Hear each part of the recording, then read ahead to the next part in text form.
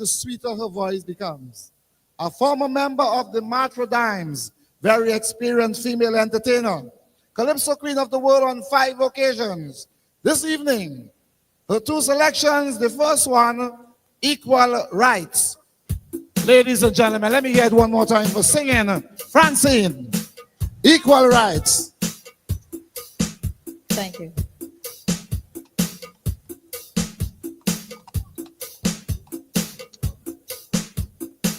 Hate, greed, color, racism is destroying the universe.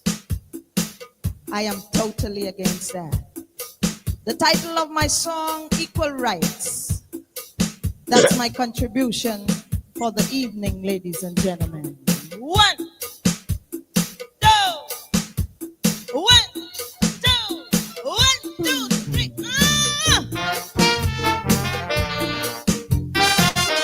Equal rights.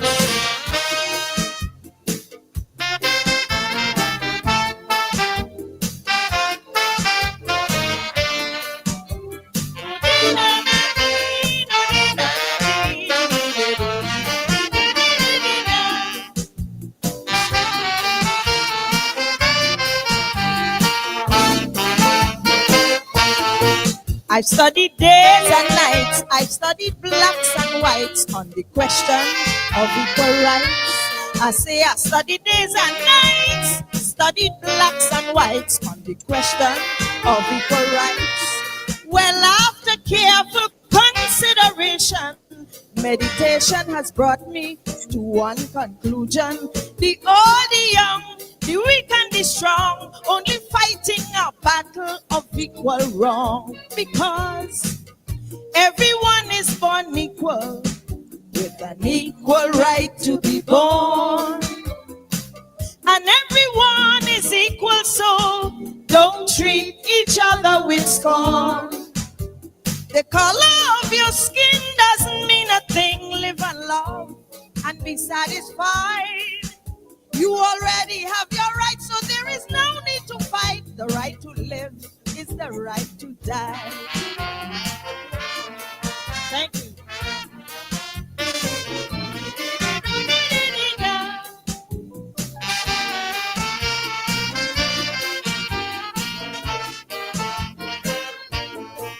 It is a simple case that we cannot be faced. We all belong to the human race.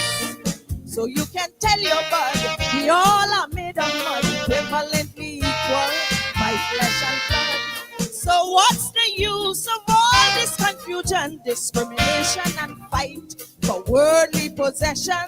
The rich, the poor, the weak and the small are equal in size when the master call. That's right. Everyone is born equal, with an equal right to be born.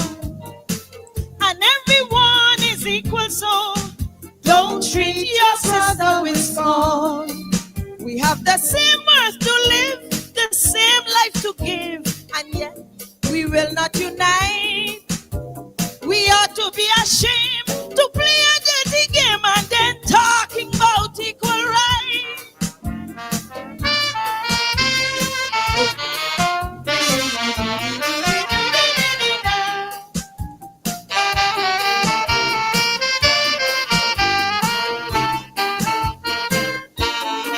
Some folks may think me rude, now I must conclude with those who show such ingratitude. The breath of life we share, the sun, the moon and air are equal rights given to us here. We may not be the same in culture, skill and name, or in habits, fortune and fame. No matter who, why, what, when and where. Now show me a man that's unequal here. Everyone is born equal, with an equal right to be born. And everyone is equal, so don't treat each other with scorn. No matter what you possess, well, you don't have to guess. The master said, let there be light. Someday you will agree. Just take time and see. Everyone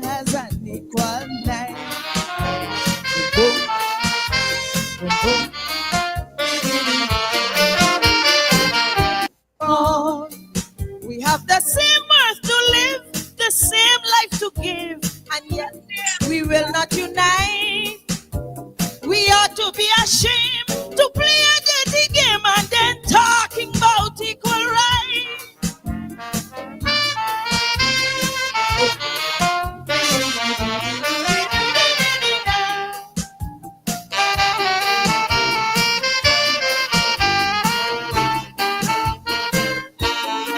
Some folks may think me rude. Now I must conclude with those who show such ingratitude. The breath of life we share, the sun, the moon, and air are equal rights given to us here. We may not be the same in culture, skill, and name, or in habits, fortune, and fame. No matter who, why, what, when, and where. Now show me a man that's unequal here. Everyone is born equal, with an equal right to be born. And everyone is equal, so don't treat each other with scorn. No matter what you possess, well, you don't have to guess. The master said, let there be light. Someday you will agree. Just take time and see. Everyone has an equal life. Boom, boom, boom.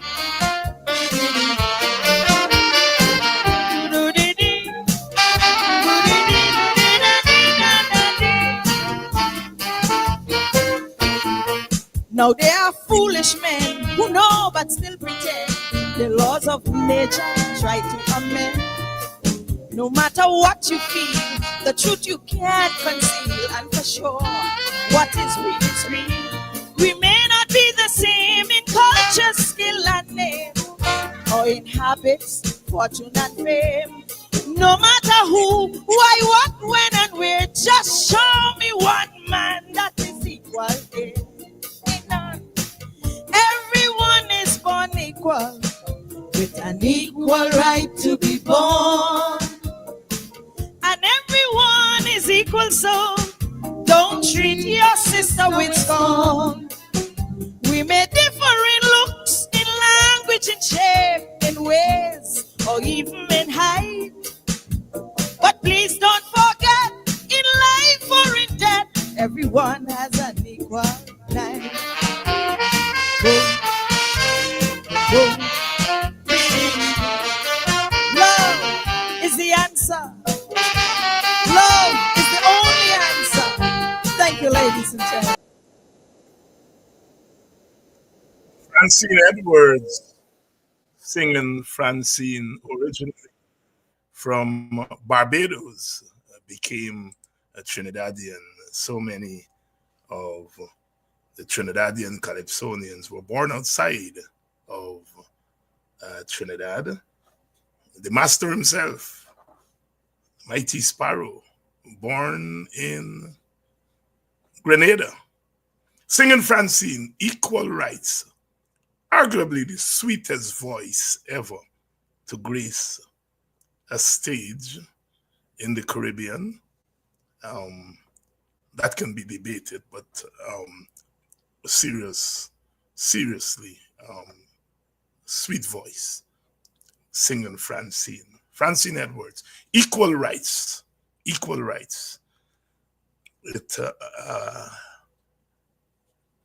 It was a cry then, it's a cry now, and it will always be a cry. The cry for equal rights and justice. Everyone is crying out for peace, but no one is crying out for justice. Another icon of Caribbean music, Peter Tosh. The themes of justice and peace and love and equal rights resonating always in our Caribbean.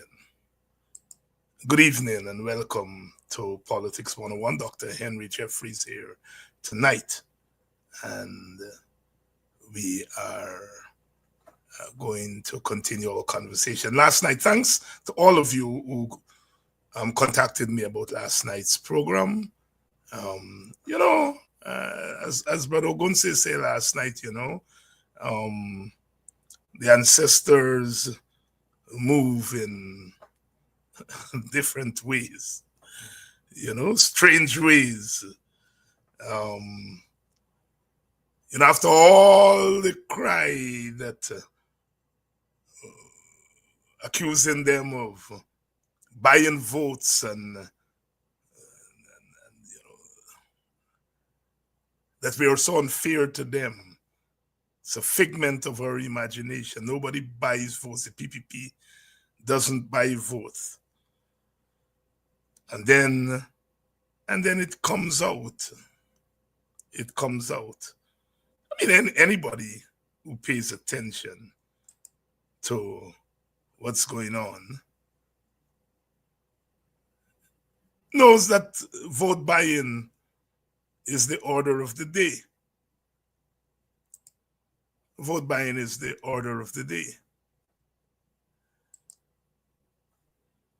And who better to tell us about that than the master himself, the architect of modern vote buying? Let's hear him. To various communities. There are reports that in Linden, recently persons were required to sign a book pledging their electoral support for Mr. Mohammed before receiving financial assistance. Is your party concerned about this type of practice and it undermining the democratic process? Even if they got to pledge support and all of that, it might be illegal, but with all of that, it doesn't bother me. I know because you could easily in this country pay a few people, and there are lots of overhangs from the AFC and PNC in these communities that would take some money and bring a few people there. Not all the people who go there would ever support him. And the numbers are small. The other big people they're associating with. That may be where the biggest threat comes from. But I don't know, he has a duty to do to the public. It's sympathy they're looking for, as though he poses a threat to the People's Progressive Party. We have fought off people who are smarter and more well-resourced than he has been. Smarter by a million miles. Yes, go on. What was it? I forgot about that one. Yeah, Dr. George, I was asking if your parties are concerned about reports of what appears to be support buying by Azzuddin Mohammed during a visit to various communities. There are reports that in Linden, recently persons were required to sign a book pledging their electoral support for Mr. Mohammed before receiving financial assistance. Is your party concerned about this type of practice and it undermining the democratic process? Even if they got to pledge support and all of that, it might be illegal, but with all of that, it doesn't bother me. I know because you could easily in this country pay a few people, and there are lots of overhangs from the AFC and PNC in these communities that would take some money and bring a few people there. Not all the people who go there would ever support him. And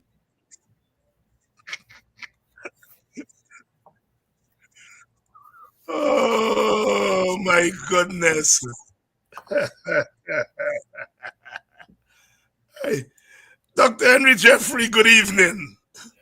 Good evening, David. How are you? And good evening to your audience also. Was that a slip of the tongue? Was that intentional? Was it a case of I don't care? I know they know. What is it? What is it? Let me get a bit more specific. What precisely are you? I'm speaking about Mr. Jack Diot saying that there are always people in these communities. You go and you give them some money, overhangs, he called them, from the AFC and the PNC, and they're going to bring people for you. But that's not slip of tongue. That's the reality. That's true. He knows very well. But as he said too, rightly, that it doesn't work. Normally it would not work. That is why he and his party knows that so well, that what they have attempted to do over the years is to impoverish Black people, to force them to do that. And that's what they've largely succeeded to do. They have, over the years, impoverished Black people. Mohammed and Suad, I myself, I don't pay much attention to him. He wouldn't take 2 PPP votes. He might take more votes from the PNC than the PPP. So that is where God look out. Though Mr. Jack was saying that, for all you know, he's a PPP plant. Because as he rightly said, he wouldn't get a couple votes from the PPP. He's got none to get from the PPP. He's likely to get more from the PNC, so it's likely to help the PPP, no matter what the General Secretary is saying there. But his analysis of the situation is correct. And he knows that. And the result is they have kept Black people relatively impoverished. I've said that for a long time. The result is that now that we are at this state, they are trying to do things running around, giving them this and that. It's still buying votes, and it's buying votes with the public fund. So he's not much different from Mohammed, but perhaps Mohammed don't have the public funds to buy votes either in any sensible way. You remember there was a Linden who took a photograph to show the PPP that he voted for them. Yes. Remember? Yes. The football man. Shanghai, one of them. I mean, so let's not.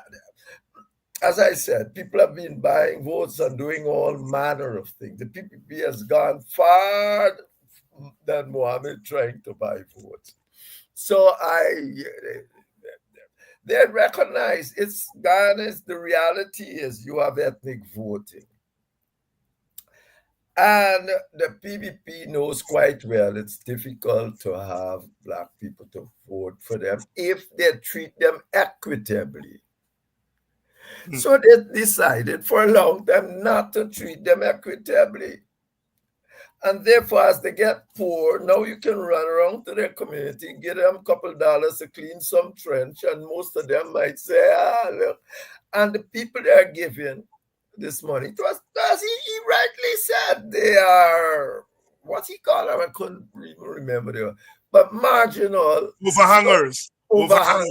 Right? You mean marginal people. And therefore, they are taking the money and then might well believe that the PPP did that for them. But the PPP has taken the very money from the parents and giving it to them now. Keep the public servants and these people relatively poor, taking the same resources that's supposed to go to their parents, giving it to them to clean some drains and hope that they would vote for them. And you will always have people running around, one and two of the what we'll call the more opportunistic people just looking out for themselves, go run around and say this, and be with the PPP and try to mobilize those people. The job has always been to try to let your supporters understand that the basic problem here is not politics as such. The PPP is an ethnic party. It is run by Indians, and it's been giving Indians more than it's giving Black people by far. Jeffrian says so. I wrote an article the other day, 75% of the contracts given away in 2022 was given to Indians. Was given to Indians. Yes. Go ahead. Continue. Yeah. So, I mean, it's just, it was given to them. Now, when you are giving Black people 10% of the contract, then when you come to the public service, the public sector spending in wages for public servants was about 6%. They moved it to 3%. They did that. There is not an ask story. They take away half the wages and salary out of the ground and put it in capital. And who does the capital works? Who? Indians. So they're impoverishing you. That's why you can't get any proper collective bargaining.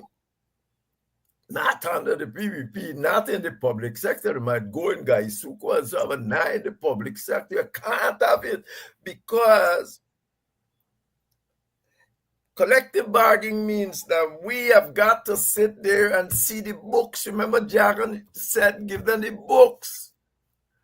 And they want you to see the books because then they're going to have to lot explaining to do so. What happened? Like what happened to the teachers? Suddenly, mysteriously, the court give the teachers a break. The next thing you know, the teachers represented themselves throw away the break.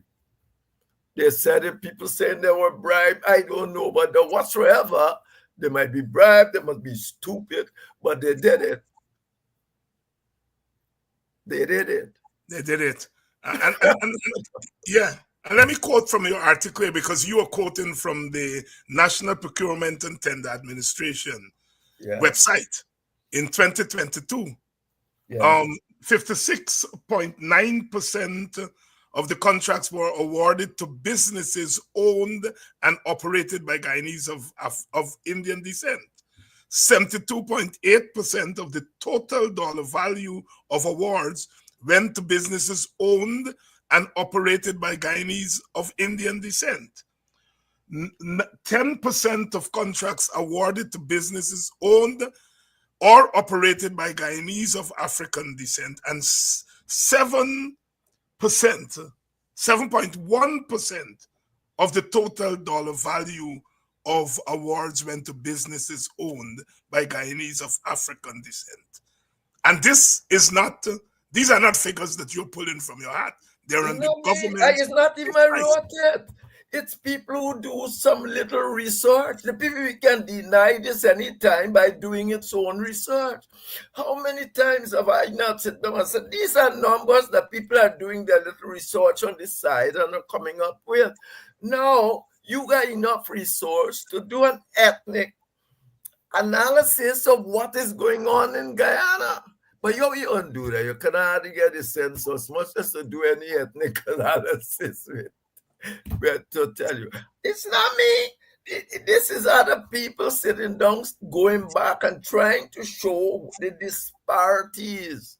I gave the reference to that. I said, go to Village One. I think it was Mark. The man sit down and tried to do that. So 72% of the dollar value went to Indians, and you get what? 7%. That's 10 times. I know the population is, they think you are there 38%, you are 28%, and that is the population ratio. And they've been doing this for umpteen years. And go ahead. No, you go ahead. No. All I'm saying to you, you gotta be an idiot to not know that. There's no way out of this. That's what they're doing. PVP came to government, and it's not changed. PVP came to government in 2020 and immediately reduced the income should go to public fund by half, and made what's going to give double what's going to capital expenditure. Now, who are most people in the public sector, public service? Africans. You got to be no genius to see that is what's going on. You continued in the column by saying it concluded that, as suggested in the first paragraph, initially the Indian contractors lacked the requisite skills and machinery, which meant their work was consistently substandard. But PPP agenda wasn't national development, but race empowerment. Let me read that again for the audience here. It concluded that, as suggested in the first paragraph, initially the Indian contractors lacked the requisite skills and machinery, which meant their work was consistently substandard. But the PPP agenda was not national development, but race empowerment. Dr. Jeffrey, although the Indian contractors, they now, I suppose, have more skills, they have more machinery, we still see substandard work. Jagdeo himself complains about the substandard work. But the point you are making is that the government is less concerned about substandard work, because if you were interested in national development, then you would be concerned about substandard work and do something drastic about it, give the contracts to people with the skills, etc. But as you said, they are interested in race empowerment. Go ahead. David, Expand. remember I introduced the first paragraph by saying that Dr. Jagan asked me when we just came to government. He normally pass things by me, thing. And he asked me, and he says he wants to divvy up, he wants to break up some of the large contracts because Guyanese contractors cannot get the jobs for this contract. I said to him, well, there will be cost and quality problems here, because it's one thing to have a quality man doing a length of thing and then break it up for a whole lot of small men to do it. You can say you'll have some consultants who will see that they are doing the right thing, but we know very well it is not, consultants can't be on the gong every day to see what's going on, and it's and to have consistent quality, you have to have people with a perception of consistent quality. If you bring a man that think he can throw 2 bags of cement where he should throw 5 and the thing will look the same, he might take a chance. But you have to do that. You bring a company that, for instance, don't have a reputation to mind. If, for instance, you had given it to one of these fancy companies that are international reputation, they don't want to see the fence break up on them in a half day because it's international, they'll be destroyed. But if you give it to somebody in Ghana, so my concern was that kind of quality control. If you can put in place arrangement to deal with that kind of control and what it would cost to do so. If you can do those things, there's no problem in terms of trying to help. Jagan was a nationalist. That's why down in the article I said this conclusion that, remember I said it did so, the articles did that because I didn't write it. I'm saying that conclusion don't apply to Jagan himself. But if you fast forward to what has happened, that's precisely what has happened. That's precisely what has happened. And therefore, if now they're talking about, and as you were talking about democracy and equality, if you were interested in national development, you weren't going to be looking at the quality of the work, you will be looking also at who getting the work. If you live in a country that the Black people and Indian people are nearly equal or whatsoever, you would have to say, well, these people got to get something. You just don't leave it years down the road and look what the result is. And when you come to government in 2022, you did just the same. 2020, you do the same thing again. You did the same thing again without doing anything to rectify the situations above. I mean, you gotta be a mad person to think that the PPP interested in anything else than keeping themselves into office and maintaining dominance in the political process. So you're saying here, Jagan wanted affirmative action, and you used that term in the article for Guyanese contractors. That's right. That's where it started. Yes. But it evolved into affirmative action really for Indian contractors. Yes. Yes, it happened after Janet Jackson was thrown out of office with riots and things. Now. And the PPP come to realize that this thing is not as simple. I come to realize, most of us come to realize, this thing is not as simple as we thought. Ghana is a different kind of a country. It's not Barbados. It's not a Jamaica. All of them is 190% African and so on. But it's a bicommunal society and it's difficult to do this. All this vote buying the PPP is doing and all this sort of trying to force people into the ranks. Indeed, I have articles by them and their supporters saying, oh, you are free to join the PPP. What does that mean? So I got joined the PPP to get my human rights? That's what you're telling me. It's not, it is against all the international convention and everything. If I want to vote for Africa, there's nothing wrong with voting for race.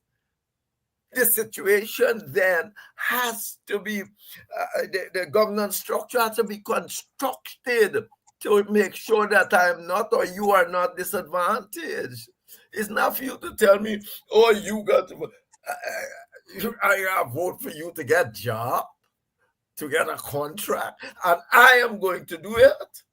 I must be a real, well, that guy even call it mendicant. The truth is that is not what should be happening. And there are points at time when you got to fight for it. You just can't say, you are determining how I vote. That's the essence of human existence.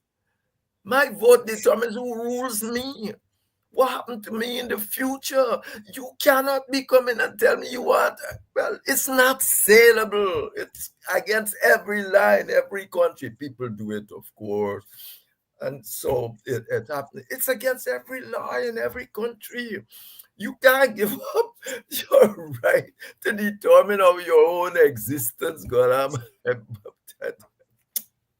Leslie Ramsamy, in his response to Vincent Alexander's presentation at an international conference on people of African descent, wrote a long article, and you have responded to him. You say here, Ramsamy is inviting us to equate 4 years of coalition government with nearly 30 years of PPP rule, and a short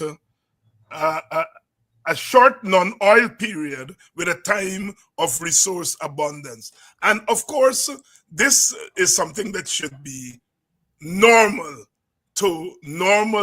in a normal situation. People recognize that while you can make comparisons, you really can't equate, 4 years with 30 years. You can't equate 4 years of non-oil with another 5 years of oil. But yet, the PPP does it at every twist and turn. Yes, Why? of course. I mean, and it's so absurd. How, I mean, he's saying, and look, it goes worse if you go down. He says, oh, look, there have never been so many contractors in Guyana, black contractors ever. Guess what? They got contract to build roads that will never last, clean drains and all that. You can put them all and call them black contractors. Let them do, as I said in that, let them do the dollar value of what they got. Against the dollar value of what I think. And then you'll see they're getting pittance and they're treating like minions. And that is the problem. You can't, but as I started a paragraph by saying people can't answer this. The only way to answer this is to do a proper ethnic analysis of this situation, ethnic disparity, if you want to call it, and the analysis, and see who's wrong.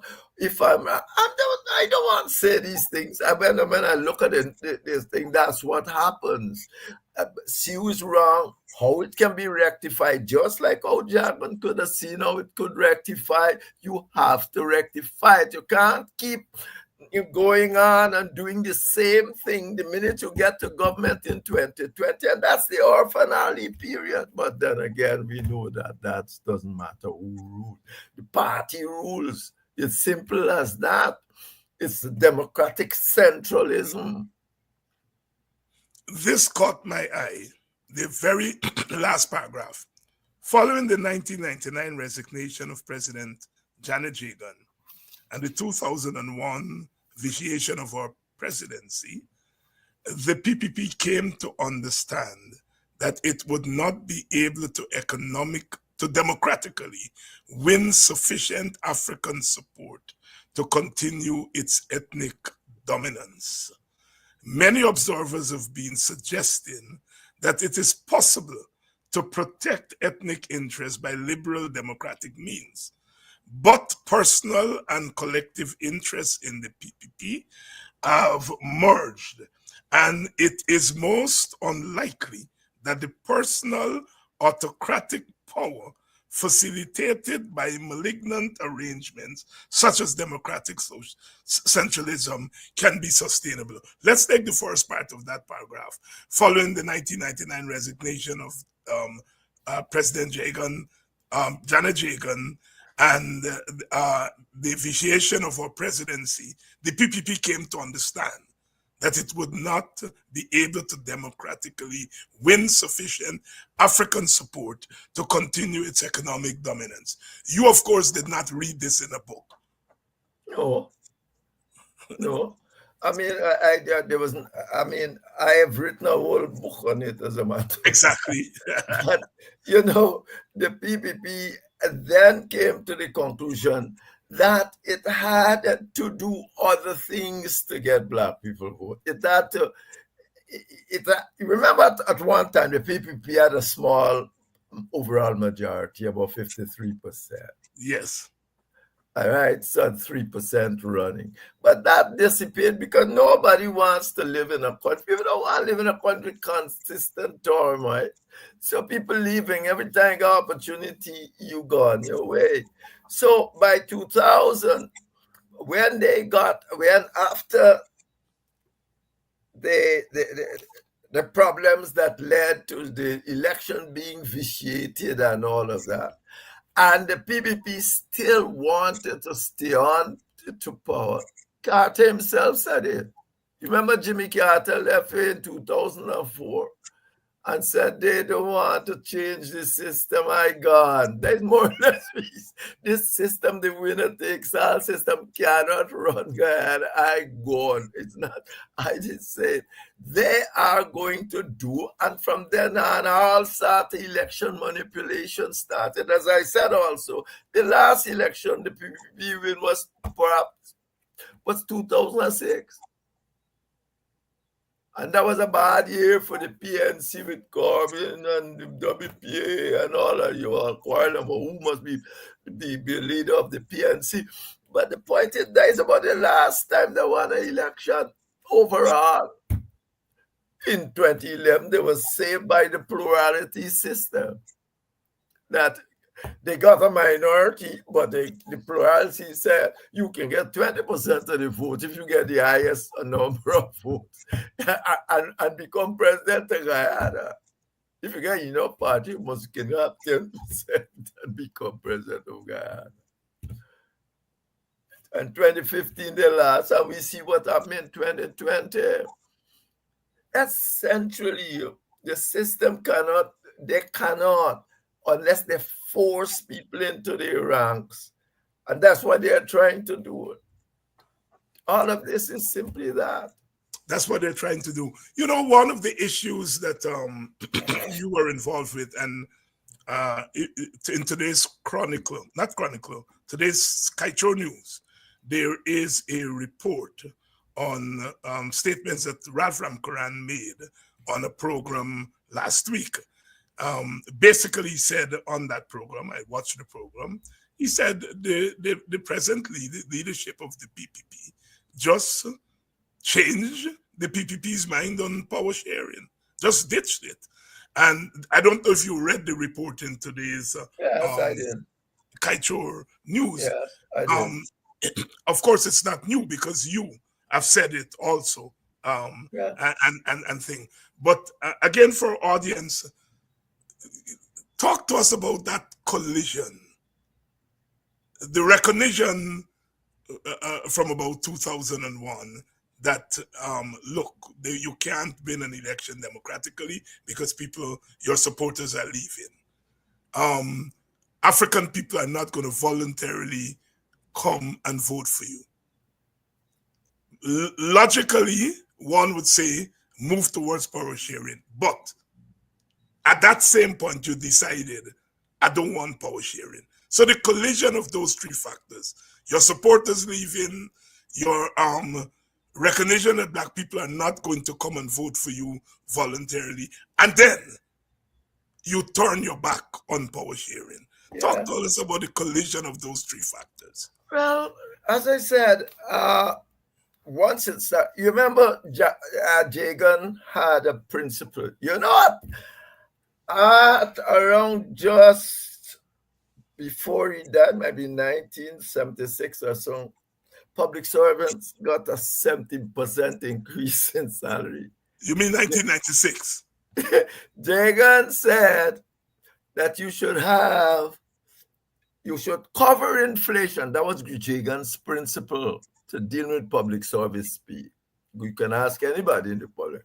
You should cover inflation and then give people growth in the economy, whatsoever growth the economy. So if the inflation is 5, which means 5%, it means that at the end of the year, you must give people a beginning of the year. As a matter of fact, they give it the end. By the end, it's only 2%. But the point is, if you give people that 5% to say, well, no, you're getting the same salary this year as you're getting last year, because inflation, in real terms, you're getting the same salary that you will get this year as you're getting last year, because now we're giving you a 5% to make up for the increase in prices and so on that is inflationary. But then Jagan went on to say that you must, once you have growth in the economy, you should then give people the level of growth in the economy. So if you have 6% growth, 10% growth, something like that, you gotta give that 5% plus the growth in the economy. Jagan died. You remember 1 year, I think then it gets nearly 17% or something. You're pulling me back a long time there. But effectively, Jagan died and the public service being given 6-7% at the end of the year for the promise at the beginning for all that time. But if your average is no more, must be about 6% you get there. And the result is that you are being impoverished. Now, what's going to happen as you get poor? At the end of the day, if you join the PPP, you're going to be all right. You're going to get this, you're going to get that, you're going to get that. And so you can force some of the people to come over to the PPP. That is what's going on up to today.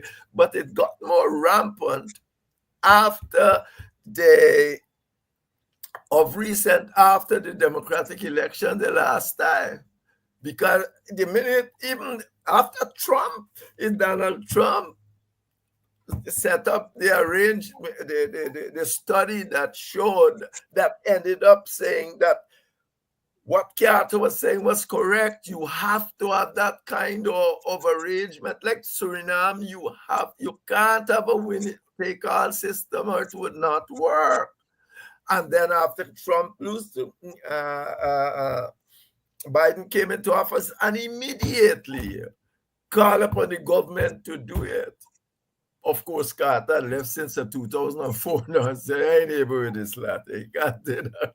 They don't really want Guyana to them. They don't want. When Carter left, that's what he was saying. These people only want to hold on to power. They're not interested in Guyana. They're not interested in Guyana. And he cited Yes. Jack Dio. He cited Jack Dio. Yes. He said his party wouldn't allow him. Won't allow him. Yes. Right, yes. and that was Janet Jagan. We know that was it. Right. And whether or not Jack Dio told him that or I don't know. But he said his party wouldn't allow him to do this. So I go on. And of course, your initiative in trying to bring the PPP and the PNC on the question of power sharing also fell through, and you said you gone too. No, no, my initiative was a little more limited. I mean, because the PNC got out of Parliament and all of that. But I thought if the minute we can make agreement and so on and come, and I am certain if you tell me that Jack Joe was against what we were doing, I'll doubt you. I'll say that wasn't it. It's when it finished, the problem start. Yeah. Because when it's finished, the problem starts. It's not. We stayed there nearly till 2 o'clock in the morning, coming to the final agreement. Past 2 o'clock, but we till 3, and come to final agreements. And then when the whole thing get thrown out, nobody. So there you go. Dr. Jeffrey, before we go on to the next column, there are a couple of things I want you started off commenting on the Mohammed thing, and it was really picking up from where I ended last night. It's been an issue that people have been tiptoeing around.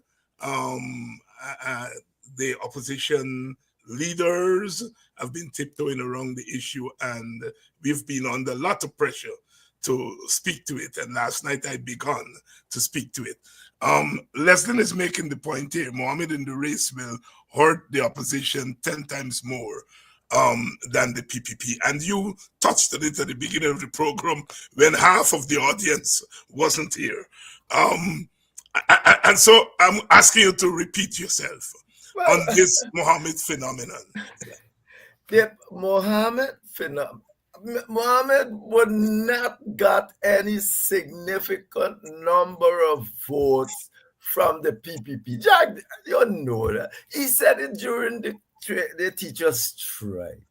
He said when they strike, you can't say, they are striking. He said, when time comes, they're going to come and vote for us. And it has been like that. Mohammed will not shift the PPP votes in any significant numbers.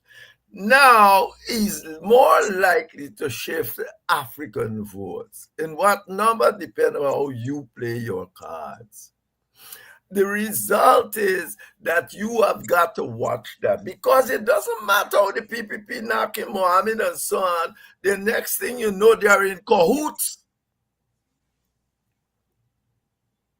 Because PPP know what I'm telling you is truth. And therefore, they want every single person who can personally pull off some African votes to go up front. They don't mind knowing all a nice bark making there about Mohammed, don't follow it. Because he wouldn't hurt them in any case. He ain't getting no Indian votes of significance. He gonna take marginal, maybe marginal, but he can get significant votes from you. So you have got to watch that in that way. Don't get carried away with Mohammed and the PPP. Do not get carried away with that. Of course, 2 days ago, Mohammed went to Lima Sands or Lima Sands, depending on how you pronounce it. And the people are talking about the water being dirty. And you opened the Chronicle this morning. GWI went to Lima Sands and working on water. And you made the point at the beginning of the program. All of this may well be a setup.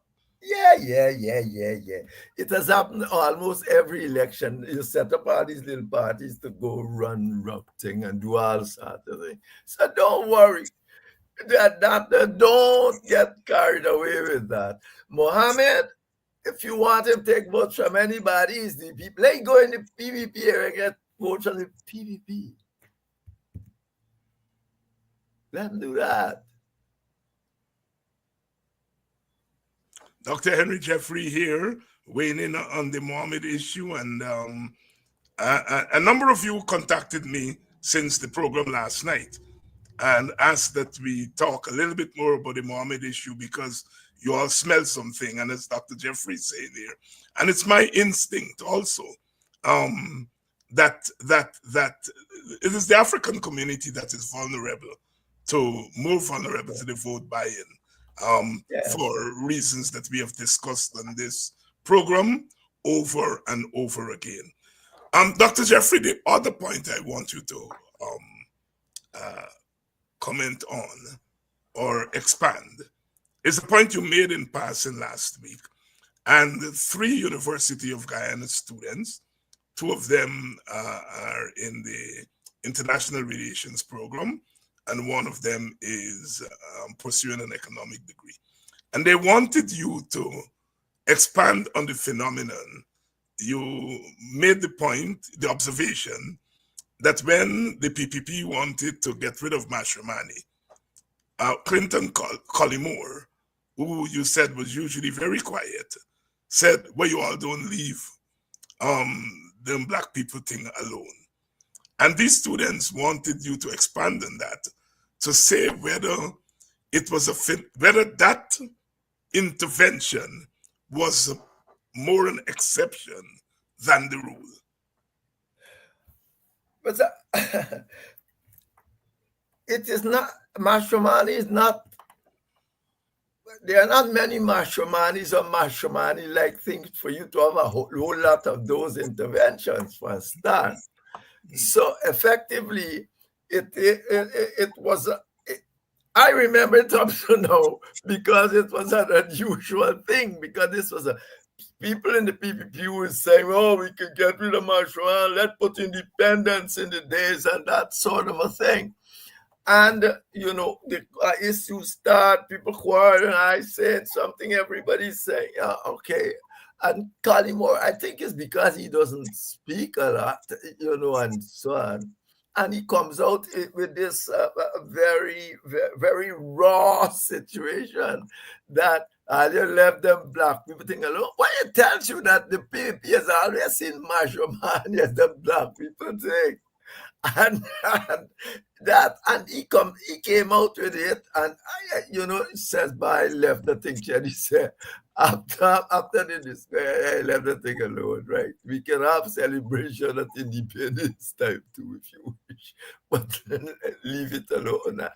And that is, it was just left alone. I can't tell people. There's always people that will come and try to intervene and try to intervene sensibly and, in a non-kind of ethnic term. But remember, Mashramani was a big thing. If you had said, let me ban Mashramani, or said, don't have it, would have been a big thing. And therefore, that's why I remembered it like that. So if you all are listening, I know you all are listening, there's 3 students from the University of Guyana. You have your answer there. I found it intriguing too, just as you did. And to all the young people who are on this program, and sometimes we are unfair to you all because we figure that young people are off doing something and not paying attention to these programs. And like I said, over time, I've learned that there are more young people watching this program than I imagine. And there are more Indian Guyanese watching this program. I've always been intrigued by the figures because you get these statistics. And I would get New Amsterdam. I would get Buxton, of course. I would get Linden, Georgetown, the largest viewership. And I always saw the Monrepo viewership and the Vredenhoop viewership around that area. And then around Puerto area, and I never paid attention to it until people began to get in touch with me, that I realized that there are more Indians who would watch a program like this than we imagine. So I want to say good evening to the young viewers, good evening to the Indian Guyanese viewers. And I know that there are also people in the interior, a lot of Bushmen who send me long voicemails evaluating the program. Every night I get 2, 3, 4 of these voicemails from Bushmen who said, that they pay attention to what's happening And of course, a couple of them promised me that if the kiddie come true, we are going to get a big donation. Thank you all. Dr. Jeffrey, are you surprised at the diversity that has grown on programs like these? Not at all. I mean, you expected people don't want to listen to the same old foolishness all the time. Mm-hmm. You know, there are always a percent of people in any ethnic group who are saying to themselves, let me listen, well, let me hear something else, because the Chronicle and all that, we know what they're going to tell you. I mean, I'm just like that too. I read other things. I can't be satisfied with anything the PNC writes at all. I don't even read nothing like New Nation. I never even read a Mirror. I never even read no Mirror. People tell me what's in Mirror. I mean, what am I reading them things for? I mean, yes, if you know, you ever see me write an article for Mirror for all the years I did? I know. That just asked me 100 times, and I always making some excuse because I know I wrote for Thunder. Ralph Ramkaran used to be editing Thunder, and I wrote a few things for him because I know he's not going to changing all sort of thing, and next thing you know, it's there. So I wrote for a couple of articles for there. So people want to get the other standpoint. They know what the other side, what their side would more or less be saying. And there are always a percent of people who sit back and say, let me hear what the other side says. Even if I wouldn't vote for them, let me hear what they got to say. Let me hear what stupid Jeffrey and I'm talking about tonight. I meet people all the time too. You know, so it's not anything. Indian people, I meet them all the time. That's just meet somebody at the bar. So it's not, yeah. Dr. Jeffrey, your column 2 Sundays ago is boycotting the 2025 elections necessary. As I always tell my students, when you read anything, the title tells you a lot. And try to interrogate the title because it leads you to a clearer understanding about what is to follow. What influenced the title for this column? Essentially, because it is our program the week before. Somebody raised this thing about boycotting elections, but you know, and it's on the street. People met me and are talking about boycott election and so on. So I said, boss, I am not too certain how this can pan out, given everything we know about elections and so on. And I do a little bit of reading up. And therefore, I'm saying, if you definitely require the biometric and the list to be changed to have a good chance of winning this election, you will have to do, you will have to have some kind of protest, street protest. The report said. You remember you had a report, 117 boycotts the people study, and that's their conclusion. Their conclusion, it's only 4% was successful. It's there in the study. You can go and check it. And they're saying, and those who are dependent upon your capacity to have street protests. Now, I know the business sector, you don't like hear about street protests and all that. But the truth is that if you want to get, that is what 171 studies show, that you have to do some kind of protest like that. I've always argued that there are 200 ways, and it's on the net, that of protesting. Chedi Jaga never been on the streets a lot. So you got to be determined, because just saying you want this thing, if it's so important, it's not going to get you it. The question is how you going to get it. They say street protest, and then you got to have street protests or the equivalent if you have a chance of getting through. That's it. So That's I it. mean, that's what I was saying there. I mean, it's not. And the Well, other point, politicians- you observe from that study is that the boycott would lead to reform. Yes. And my mind goes back to Jamaica. Manley lost power in 1980. He boycotted the next election because the voters list, some of the same things that we were talking about here. And you can trace the improvement of the Jamaican political system to that moment. So he boycotted, and the boycott led to reform to the effect that Manley won the next election.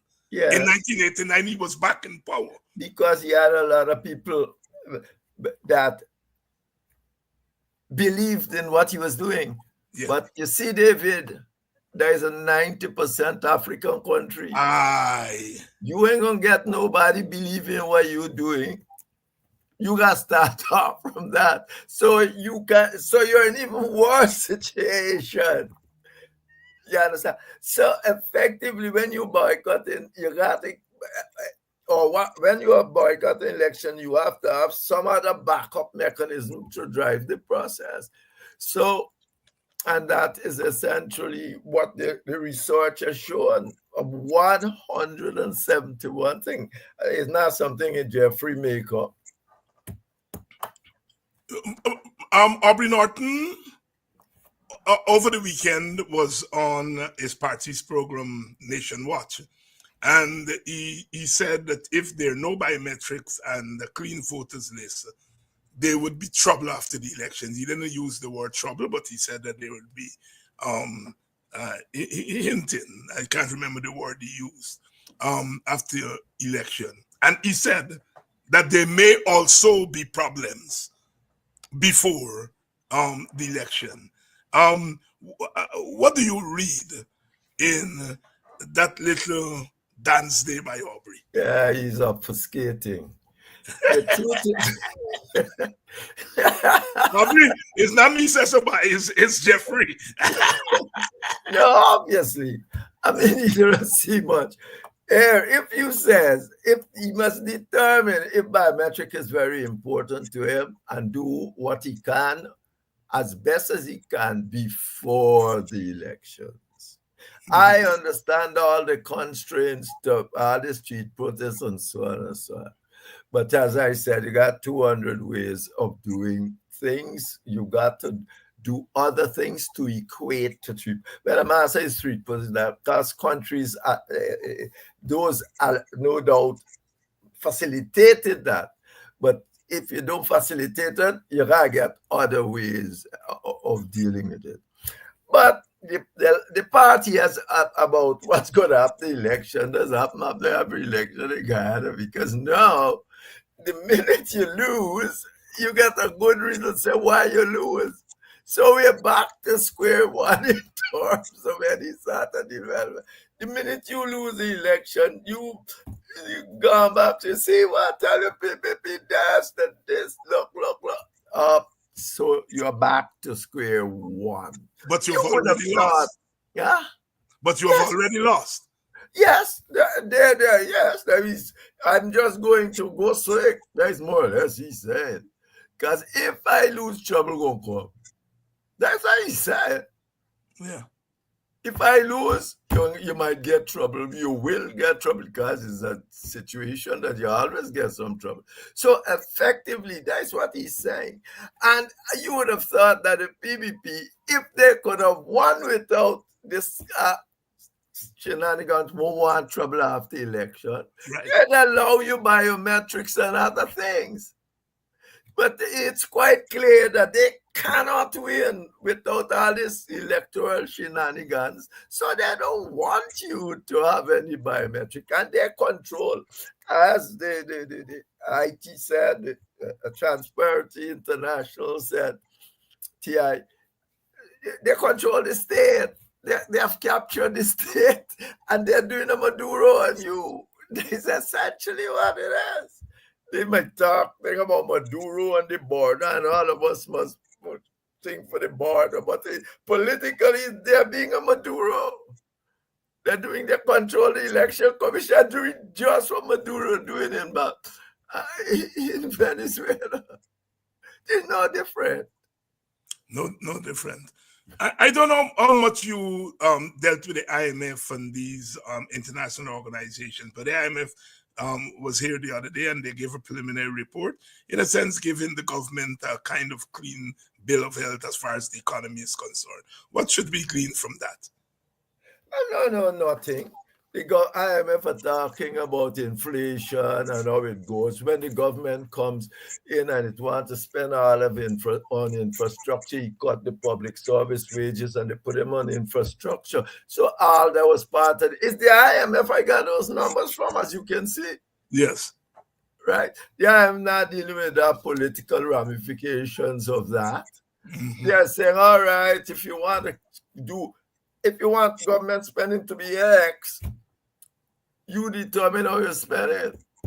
You can give public service, you can build all sorts of building to impress all sorts of people that you are doing to. So they gone and they cut the public service salary, put them in infrastructure, and therefore it's the public service salary they are building all this thing with.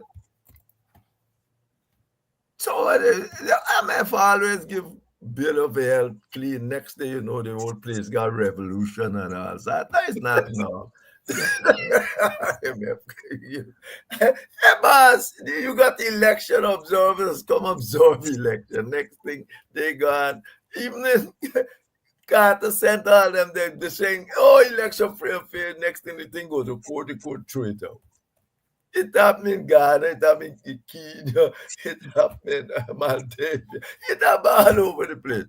So, the authorities, they are trying their best, and it is good that you have that kind of thing. But IMF give anybody clean bill of health is not anything to deal with. It depends on what they agree on in the first place. If you say you can cut public salary, which is the political issue, if you saying you can cut public salary income by half, the money you should spend by half and put it on capital, and they agree to that. Well, they agree to it. Well, sure, get but a good bill. Their job is not there to do political work and so on. Their job is look at the economy, balance off.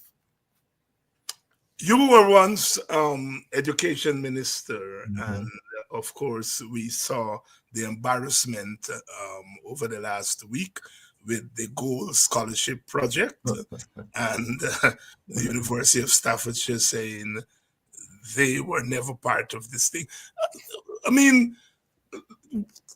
Talk to us about how something like that could happen. What? Gold?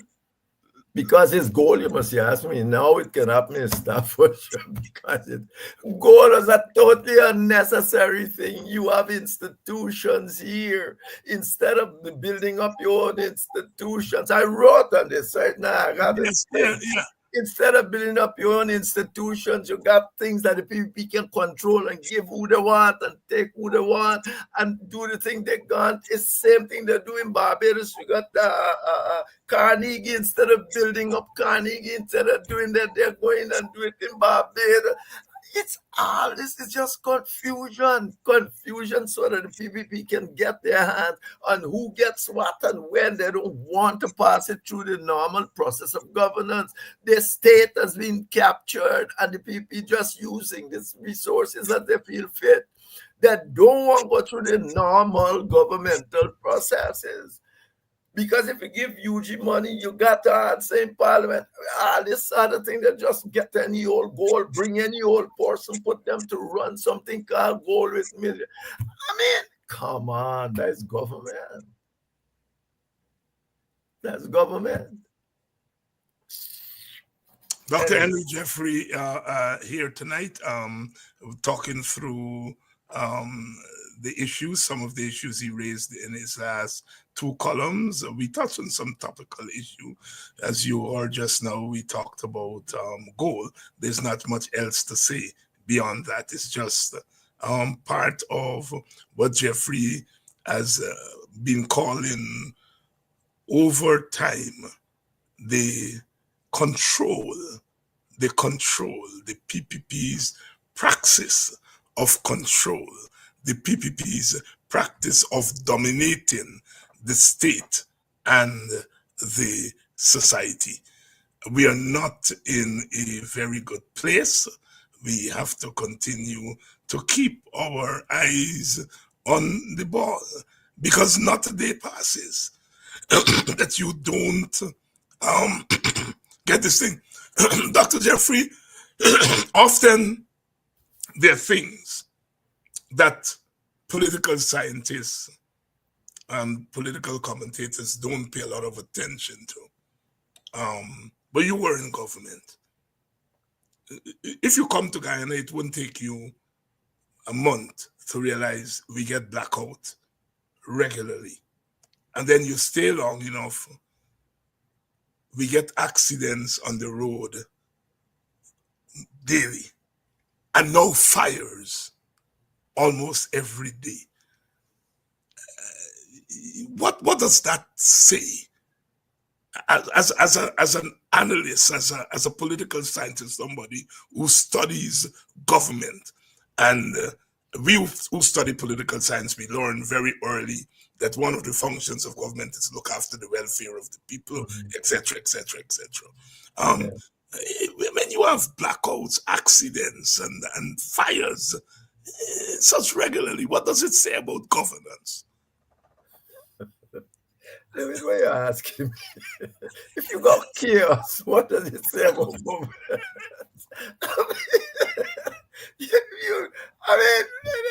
It's the thing is chaotic. People are joining the government services and doing things in the government just so that they can make $1 on this side and all that. They're not interested in government work. Come on. What else would you say? Where are the people who are supposed to be looking after these things? We are not hearing from them. We're hearing from some minister coming and now. Are minister? Why the minister? You are supposed to have fire chief and people who are public servants who are looking at fire and give you proper rundown of what has happened. You better don't want me on the road and thing. That's a different game altogether, because the policemen are joining the police force to get rich. A young chap told me that. I give him a lift. I think I said this on this program before. He's a policeman. He put it like this, but I told him I was in the PPP, and he said, "You must be rich."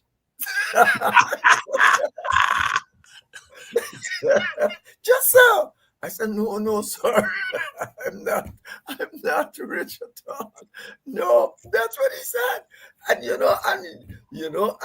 he talks up and thing, and he end up saying, "Well, yes, he gonna get money." And how can you? This has gone past the PPP. It can't be brought back even by the PPP, because these people are coming. You remember there was a time when people wanted to join the customs to make money? Yes.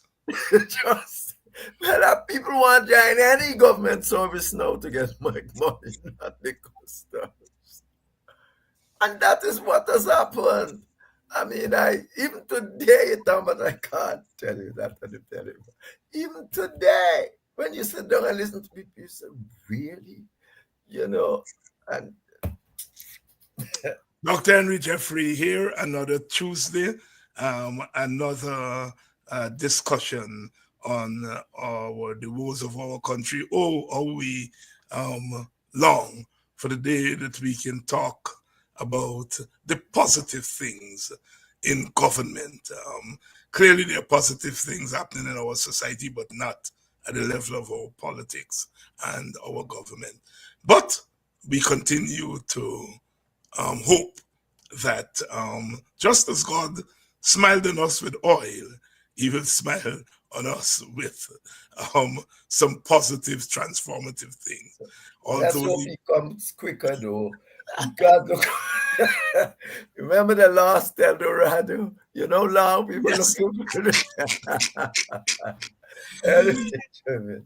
Thank you, David. Thank you very much, my brother. I'll see you in 2 weeks' After all. time. And to your audience, thank you very much for staying with us. Our condolences to the family of the fireman who lost his life tragically. A combination of being injured at the fire and negligence at the hospital. I didn't know that it was somebody whose family I know. And it was not until last night I was listening to the news. I think it's either Gordon Mosley or both Gordon Mosley and Channel 67 that I realized that the young man, although I don't know him personally, I know his family very well, and our condolences. When you lose a young life like that, you know, you wonder. And just as we were talking just now, a lot of times we talk about the party politics, and we must, but there are other things, you know. They say when God is ready for you, you have to go. But I think sometimes people die when God is not ready for them. Clearly, God wasn't ready for that young man. You know, even the staunchest Christian must say that, must know that. Every young life in a small society like ours that is lost like that, we must mourn not just for the family but for our country. We have to change. But as I said, and I continue to say on this program, you know, we have to win an election in order to change the government. But this problem that Guyana has become, we have to do more than just win an election.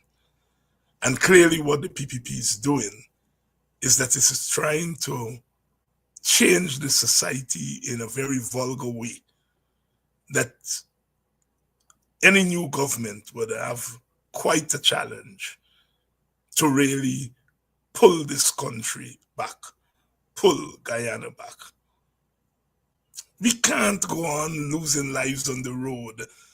I was going through Facebook yesterday and saw that husband and wife, I think, who died in that accident, being buried. And, you know, we can't.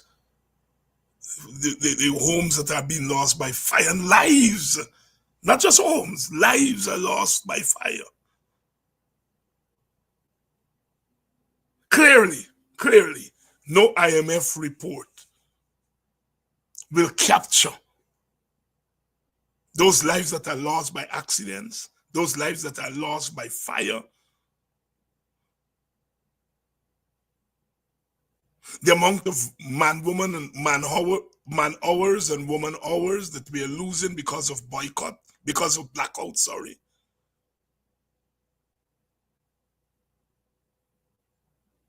People's food are spoiling. Some of the fires come from this constant blackout.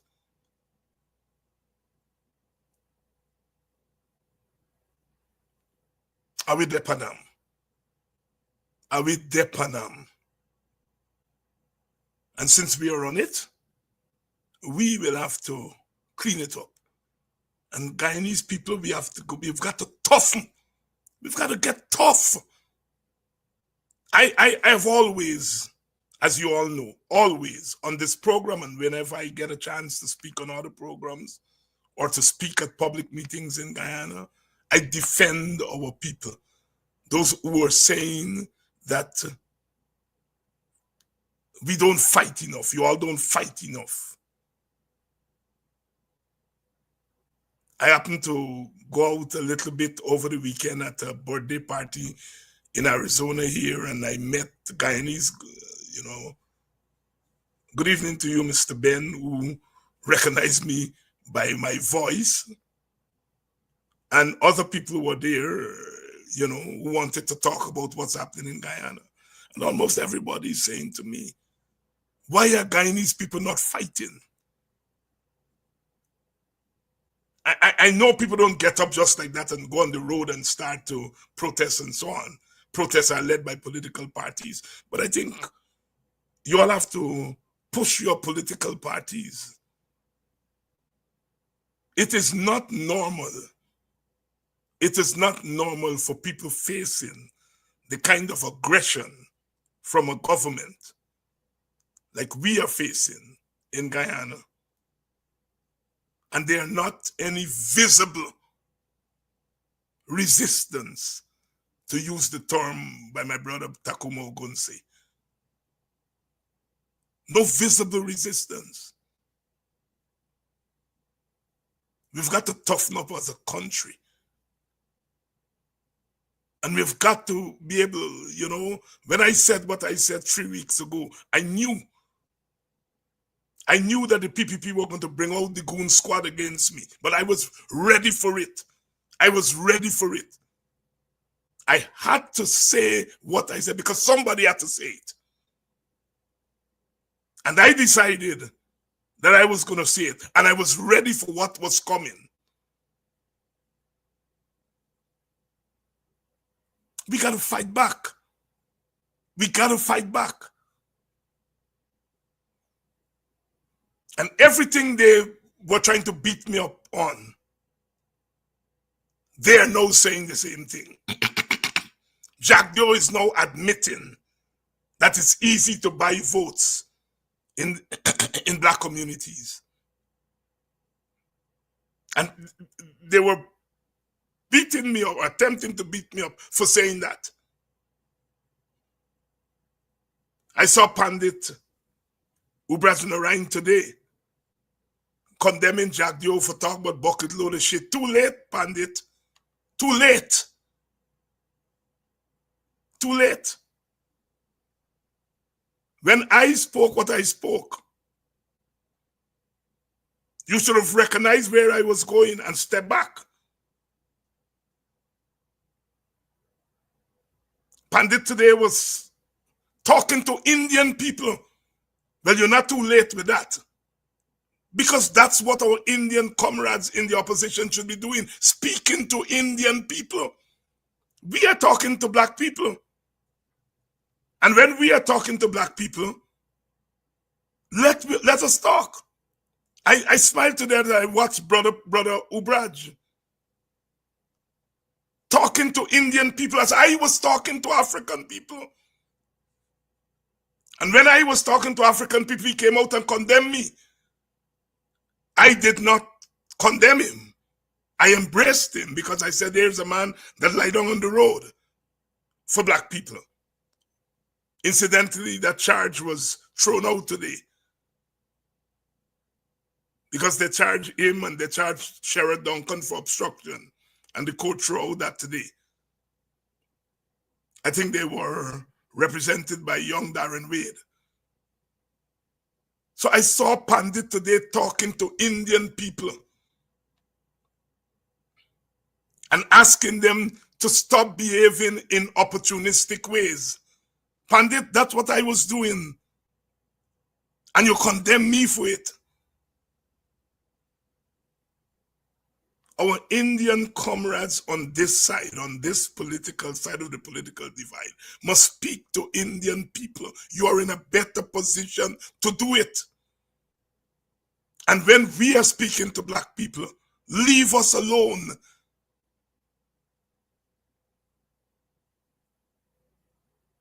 I say all of that to say to Pandit Ubraj Narain and others like him, you are valuable to our struggle. You are valuable to our struggle. And that is the reason I didn't condemn you or go after you when you sought to hang me on the cross. Because I know that you're going to try to hang me, but the cross will fall down before you hang me on it. Because I'm doing God's work. But here you are, 2 weeks later, 3 weeks later, doing the exact thing that I was doing. It's better late than never. I love you, Pandit Narayan. And I love all our Indian comrades who are standing with us. This problem is more than an African problem. Africans have to lead the struggle to turn back the wrongs because they are the recipients of most of the wrongs. But this is a problem for all Guyanese of all races. It would have been nice if all of us could speak to all communities at the same time, but that is not the Guyana we live in. So those of us who are well placed in the different ethnic communities should speak to our communities and to warn them of the road to come if we don't clean up our country. And that's what we are in the business of doing, cleaning up this country from the filth, the mess. Jagdio could cuss me for cussing on a Wednesday, and the Thursday he can and cuss. And he feels that he can get away with it because there are enough black people that he can parade in the newspapers to say that Dr. Hines is vulgar. That's the only way.